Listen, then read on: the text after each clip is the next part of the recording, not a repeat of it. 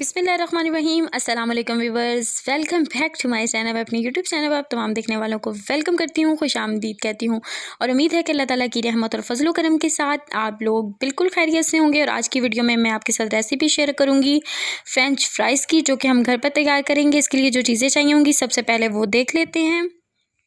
जी तो व्यूअर्स, जो चीज़ें हमें चाहिए होंगी सबसे पहले वो नोट कर लें। मैंने 3 अदद जो हैं पटैटो यानी आलू लिए थे और इनको धोने के बाद मैंने अच्छे से ना काट लिया, इनको शेप दे ली है। और बहुत पतला नहीं काटना, इनको मोटे मोटे काटना है। ये देखें, इस तरह अगर आपके पास कटर है तो उससे अच्छे कट जाएंगे।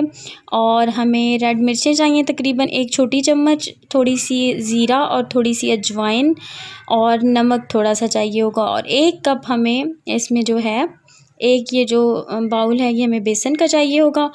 तो अब उम्मीद है कि आपने चीज़ें अच्छी तरह नोट कर ली होंगी।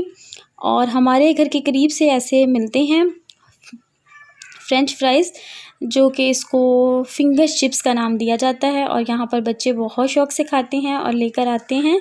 तो मैं इसको घर में ही बना के दिखा देती हूँ। बिल्कुल सेम वैसे ही बनेंगे और टेस्ट में भी वैसे ही हैं।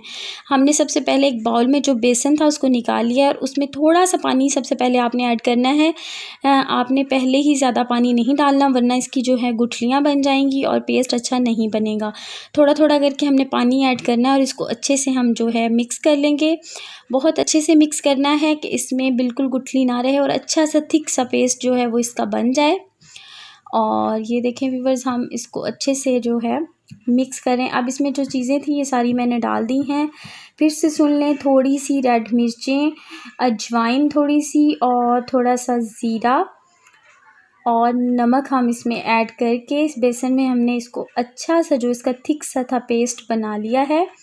और ये पेस्ट हमारा बन रहा है। जो लोग मेरे चैनल पर पहली मर्तबा आए हैं, प्लीज़ पेस्ट बनते बनते मेरे चैनल को जल्दी से सब्सक्राइब कर दीजिए। बेल आइकन को दबाना मत भूलिएगा, क्योंकि मेरी आने वाली हर वीडियो को नोटिफिकेशन इसी के ज़रिए आपको मिलेगा। और जो मेरे फ्रेंड हैं, मेरी फैमिली का हिस्सा हैं, मुझे कमेंट करते हैं, उनका बहुत शुक्रिया, बहुत शुक्रिया। आप लोग मेरे साथ हैं और हमेशा ऐसे साथ ही रहिएगा। ये देखें व्यूअर्स, मैंने जो आलू थे जो हमने काट के रखे थे वो इस जो पेस्ट बनाया था इसमें ऐड कर दिए हैं।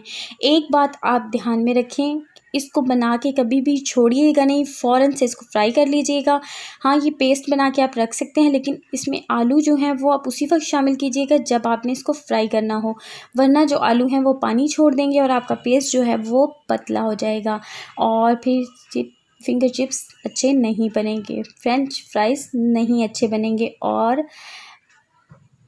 क्रिस्पी भी नहीं बनेंगे। ये देखिए, हमने इसको अच्छे से मिक्स कर लिया है और ये कुछ इस तरह का हल्की हल्की सी लेयर है। और मैंने जो था ऑयल वो गर्म होने के लिए रख दिया था और मैंने एक डाल के चेक किया तो अच्छा ऑयल गर्म था। अब इसको आपने एक एक करके इसी तरह डालना है, चाहे हाथ की मदद से डालें या चम्मच की मदद से डालें।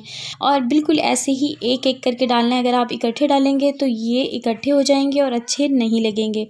इसको आपने दूर दूर एक दूसरे से ज़रा हट हट के डालना है, वरना इनकी आपस में लड़ाई भी हो सकती है और फिर ये इकट्ठे हो जाएंगे और आपके फ्रेंच फ्राइज़ जो हैं वो अच्छे नहीं बनेंगे। इनको ऐसे डालने के बाद हम इनको मीडियम फ्लेम पे जो है वो पकने देंगे और ये जब गोल्डन हो जाएंगे तो फिर हम इनको उतार लेंगे। हाँ, एक बात और ध्यान में रखिएगा कि जैसे ही हमने ये डाले हैं तो इनको फ़ौरन से आपने नहीं हिलाना है। ये देखें, और फ़ौरन से अगर आप हिला देंगे तो जिससे इसके ऊपर थोड़ा बहुत बेसन लगा हुआ है उसकी लेयर उतर जाएगी। थोड़ी देर इसको पड़ा रहने दें और थोड़ी देर के बाद इसको आप पलट कर इसकी साइड को चेंज कर सकते हैं, लेकिन जस्ट थोड़ी देर ही पड़ा रहने दीजिएगा। ज़्यादा देर रखा तो ये जल भी सकता है। इसको फिर आपने हिलाना है और बस हमारे जो फ्रेंच फ्राइज़ हैं वो बिल्कुल तैयार होने लगे हैं। घर में इजीली आराम से साफ़ सुथरे बनाएं और इंजॉय करें।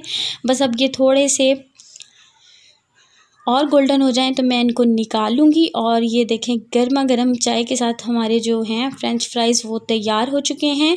आप लोग भी इसको घर में ज़रूर इस तरीके से ट्राई कीजिएगा। मैंने टिश्यू पेपर पर इसको उतार लिया। इसको थोड़ी देर आप इस तरह रखें ताकि इसका ऑयल जो है वो निकल जाए। फिर इसको टिश्यू पेपर पर डालने के बाद आप जिस चीज़ में इसको पेश करना चाहते हैं उसमें डाल लीजिएगा।